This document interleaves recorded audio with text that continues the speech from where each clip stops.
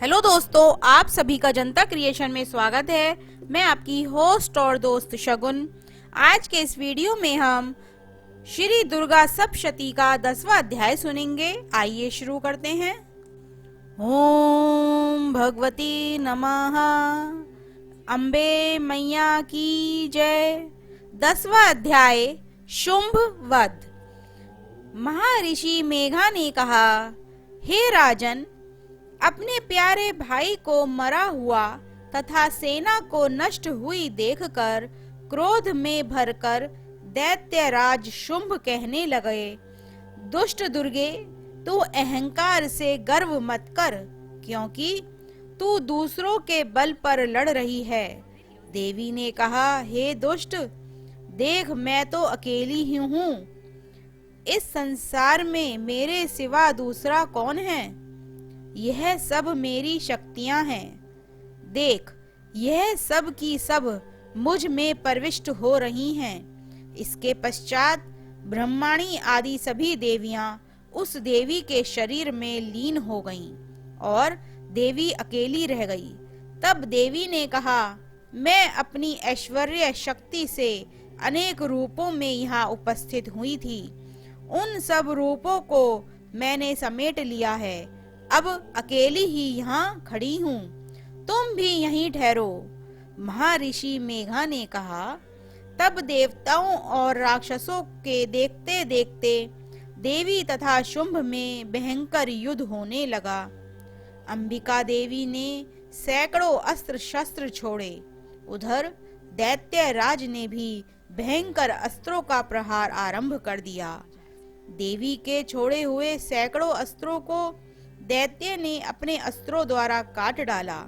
इस प्रकार शुंभ ने जो अस्त्र छोड़े उनको देवी ने अपनी भयंकर हुंकार के द्वारा ही काट डाला। दैत्य ने जब सैकड़ों बाण छोड़कर देवी को ढक दिया तो क्रोध में भरकर देवी ने अपने बाणों से उसका धनुष नष्ट कर डाला। धनुष कट जाने पर दैत्येंद्र ने शक्ति चलाई, लेकिन देवी ने उसे भी काट कर फेंक दिया। फिर दैत्येंद्र चमकती हुई ढाल लेकर देवी की ओर दौड़ा, किंतु जब वह देवी के समीप पहुंचा तो देवी ने अपने तीक्ष्ण बाणों से उसकी चमकने वाली ढाल को भी काट डाला। फिर दैत्येंद्र का घोड़ा मर गया, रथ टूट गया, सारथी मारा गया। तब वह भयंकर मुदगर लेकर देवी पर आक्रमण करने के लिए चला, किंतु देवी ने अपने तीक्ष्ण बाणों से उसके मुदगर को भी काट दिया। इस तरह दैत्य ने क्रोध में भरकर देवी की छाती में जोर से एक मुक्का मारा। दैत्य ने जब देवी को मुक्का मारा तो देवी ने भी उसकी छाती में जोर से एक थप्पड़ मारा।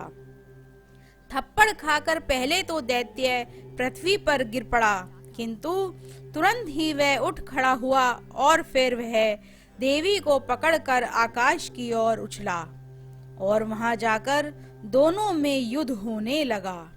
यह युद्ध ऋषियों और देवताओं को आश्चर्य में डालने वाला था।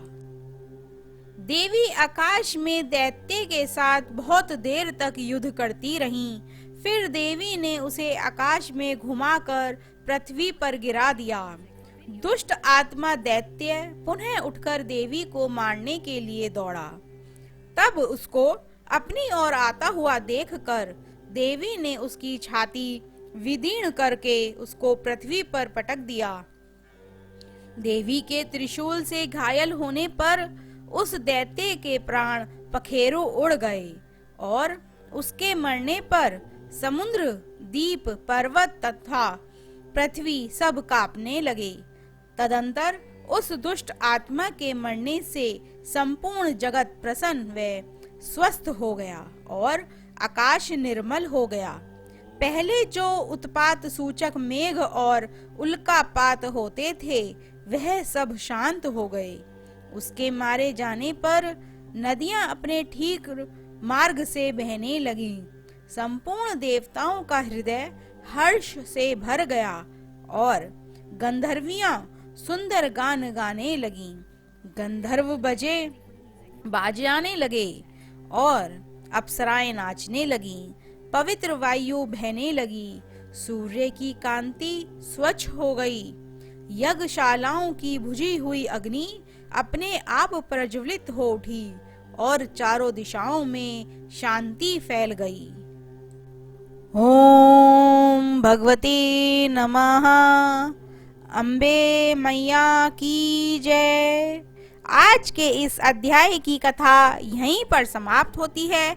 आगे की कथा अगले अध्याय में सुनेंगे। दोस्तों, इसी तरह की और कथाओं को सुनने के लिए हमारे चैनल को सब्सक्राइब करें और बेल आइकन जरूर दबाएं, जिससे हमारी आने वाली नई वीडियोस की नोटिफिकेशन आपको मिलती रहे। Thank you friends watching this video. Do not forget to like, share and subscribe.